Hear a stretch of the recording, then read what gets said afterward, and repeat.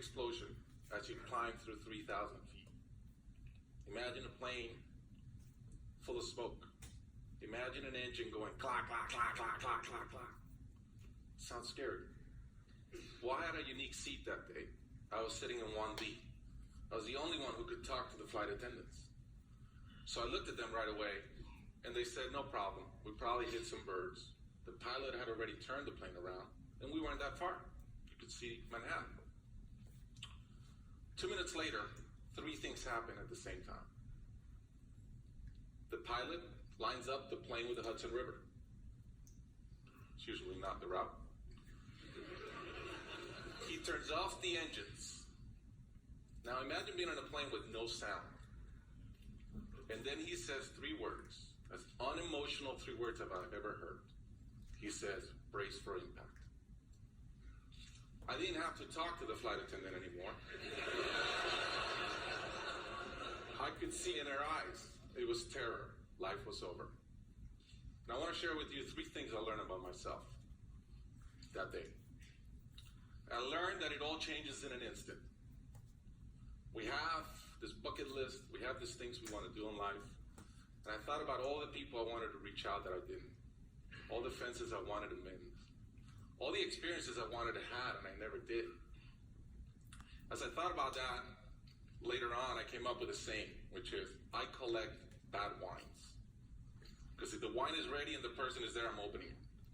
I no longer want to postpone anything in life. And that urgency, that purpose has really changed my life. The second thing I learned that day, and this is as we clear the George Washington Bridge, which was by not a lot. I thought about, wow, I really feel one real regret. I've lived a good life. In my own humanity and mistakes, I've tried to get better at everything I've tried. But in my humanity, I also allow my ego to get in. And I regretted the time I wasted in things that did not matter with people that matter. And I thought about my relationship with my wife, with my friends, with people. And after, as I reflected on that, I decided to eliminate negative energy from my life. It's not perfect. It's a lot better. I've not had a fight with my wife in 2 years. It feels great. I'm no longer trying to be right. I choose to be happy. The third thing I learned, and this is as your mental clock starts going 15, 14, 13, you can see the water coming. I'm saying, please blow up. Right? I don't want this thing to break in 20 pieces like you've seen in those documentaries. And as we're coming down, I had a sense of, wow, dying is not scary. It's almost like we've been preparing for it our whole lives. But it was very sad. I didn't want to go. I love my life. And that sadness really framed in one thought, which is, I only wish for one thing. I only wish I could see my kids grow up. About a month later, I was in a performance by my daughter, first grader, not much artistic talent. Yet.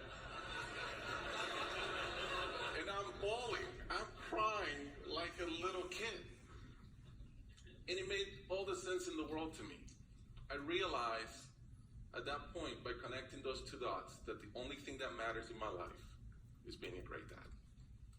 Above all, the only goal I have in life is to be a good dad.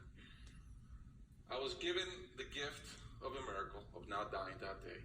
I was given another gift, which was to be able to see into the future and come back and live differently. I challenge you guys that are flying today. Imagine the same thing happens on your plane, and please don't. But imagine, and how would you change?